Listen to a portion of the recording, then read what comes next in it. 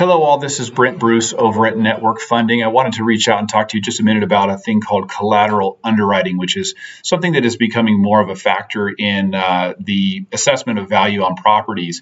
Basically what this is can you imagine if when an appraiser turned in their appraisal for underwriting, they also turned in full appraisals of each of the comps that they were using? Can you imagine how different that might be for them to see where the valuation came from on each of the comparable sales that are being used?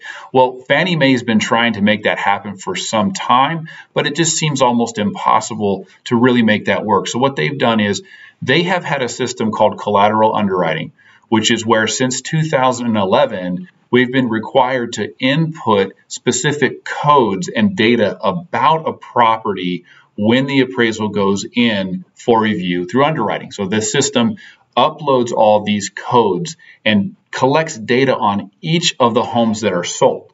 Now they have a compilation of over 11 million homes that are in this database. So they're really able to have a lot more information, which is allowing them to essentially do like an AVM of the past, an automated valuation model of a property, but be much more accurate than the Zillows or things we're seeing out there that are basically just taking a look at the comparable sales and how they close. What was the value that they closed at without understanding the condition of the property or the upgrades to the property and things like that. So let me give you a list of just a couple of the things, some of the things that are being taken into consideration when it comes to what's called a UAD, which is on the back of your appraisals. You're probably seeing a grid, a one page of a grid that has a lot of codes. And these codes are specific to different aspects of the property that are now being tracked and recorded so that they can be compared to new appraisals. So here's a few of the items that are on that list here. We're talking about sales price, obviously, lot size, bathroom count, bedroom count, age, location, size of the basement, condition of the property, the quality of the construction, the view, gross living area, of course. And that's just a few of the items that are now being input into that system. The view, I mean, that's something that I don't think Zillow is going to be able to take into consideration. Some of the upgrades, a property that has overall better construction quality is being considered. So what this is doing is allowing the new appraisal to be run against these comps and be given essentially a grade.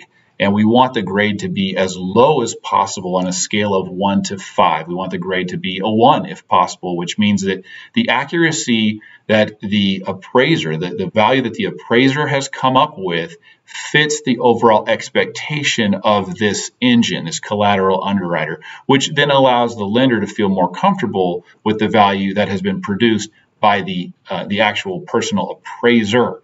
If that number is higher, if there's a 4 or 5, that may mean that there's a reason that the system doesn't necessarily agree with the appraiser's valuation based on the information that it has. That's where it's going to be important for our appraisers to make sure that there's comments in the appraisal as to why the valuation might be higher or lower than expected. Now, we're used to that anyhow, but it's just going to draw more attention to these aspects of the new appraisal that our underwriters are going to need to take a look at. They may end up having to go back and ask more questions to our appraisers so that they can feel comfortable approving the value of a property that our collateral underwriting engine does not necessarily feel is valid. So this is just another red flag that we potentially could have to deal with. Now keep in mind this is specific to Fannie Mae transactions, conventional home loans that are being sold or expected to go through Fannie Mae. Right now, we're not seeing the same coming out from Jumbo, FHA, VA, and those other items.